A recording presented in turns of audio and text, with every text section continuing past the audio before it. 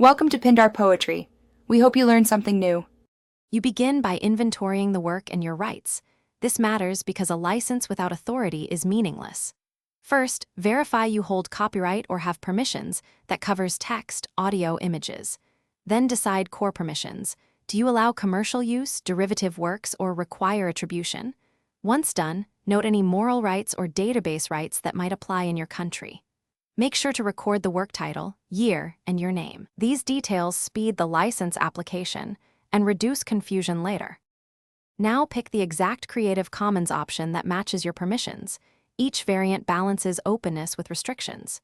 Use the CC Chooser tool for guidance, or write a concise human-readable license line for readers. Include your name, year, and the chosen license, for example. Copyright 2025 name, licensed under CC by SA4.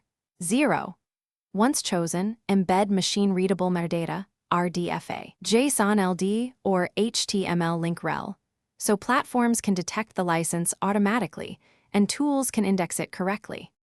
Finally, publish the work with the license and make the license visible near the content so users see it immediately. Save documentation, the exact license text, date applied, and a copy of original files as proof of authorship. Once live, test metadata detection and validate the license link works. If problems occur, such as wrong license showing, check embedded tags, clear caches, and re-upload corrected metadata. If necessary, contact the hosting platform to resolve display or indexing conflicts quickly. Thanks for watching. Consider subscribing if we helped you.